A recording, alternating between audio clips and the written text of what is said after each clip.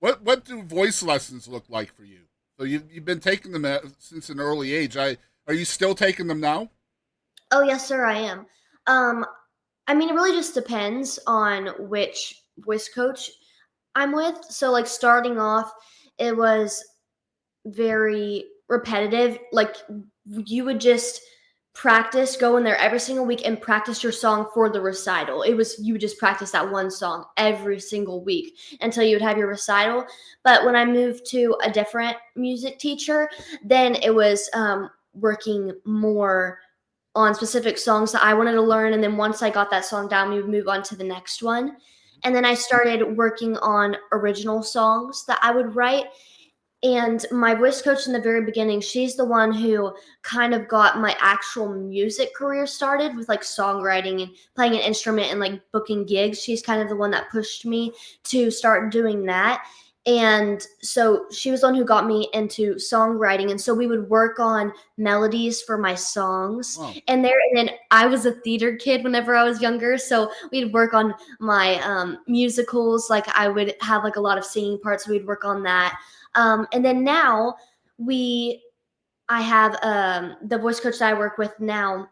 We mostly work on like how I perform, like my eye contact and everything, and all my talking points, like where I'm going to talk at before my songs, and then like the presentation of everything, like the whole entire show. That's what we mostly work on now. Still, like the vocal stuff. So we go through all my songs, and he critiques like things that I do, but it's definitely more like a full circle of things, everything that goes into a I think performance. it's incredible that you're still at it. I mean, that's half your life that you've been taking voice lessons. I mean, I know, would I you know. honestly would you recommend that to other artists? I'm doing voice lessons. Yeah. Oh yeah, 100%. It has helped me grow so much, and just with this music business, there's constantly things to learn. Nobody knows everything. Like Yeah. absolutely nobody knows everything. So there's always things to learn. Even the pros, they still have voice coaches. Like even the Absolutely. best of the best have voice coaches. So I highly recommend it, especially when you're going through a slump and you can't figure out like what you're doing wrong. That's like really helpful because it's happened a lot of times to me. But definitely be very consistent in Yeah. going to your voice coach. Yeah, and I think that's the key, really. I mean, they say it all the time: consistency is the key, and they're saying that for a reason. It's usually pretty true. I Yeah. caught on something you said about musical theater that I want to talk to you about. This is we're off the outline now. We're off the rails stream or podcast. We're off the rails. Um, First, in order for me to throw context on this next question, though, you mentioned earlier with the "Kiss Me Cowboy" song that was more honky tonk than you're used to, right? So Yeah. how would you self describe yourself as an artist if you had to put a label on yourself, genre wise? What would it be? I mean, I can't really describe myself as being in a certain genre because I've done every Right. single genre. I've done Christian music. That's what I started off doing. I grew up going to a private Christian school, and so that's what I grew up doing. And then, like my whole entire family, we always listened to country music. So as I got older, that's what I started doing, and then started going more into country pop, and then now I'm kind of more into country rock. I love listening to rock music. It's what I listen to all the time, and I take a lot of influence from rock music. And so I really like that though because I feel like I can play different songs for all different types of people that listen to different things. So I'm not just for people that listen to country music or just for people that listen to Christian Mm-hmm. music. Like I do it all.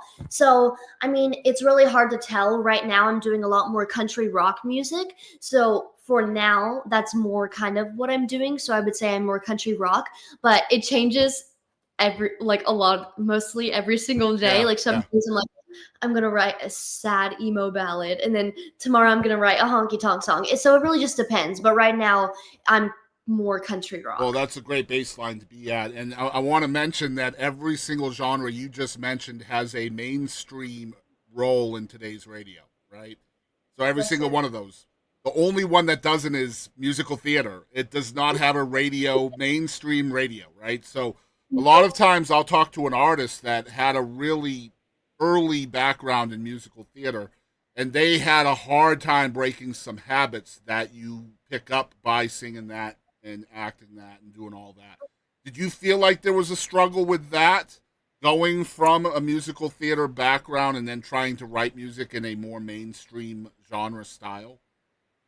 I don't think it was really a struggle for me. I feel like the only part that might have been a struggle is maybe like de-countrynizing my voice Yeah, yeah, because whenever I sing, I kind of have a twang in it, and in theater music, it's not really like that. yeah, Um, but I mean, I did it when I was like way younger. I think it was like ages 8 to 12, maybe. It might have been even earlier than that that I stopped doing that. It was like right before COVID hit. Like okay. right then, I was supposed to be in a play, and then COVID shut it all down, and I just never went back to doing it. I started doing more music stuff, but I think that was like something that me and my voice coach had to work on a lot, like detwanking some of my words and the way that I say vowels.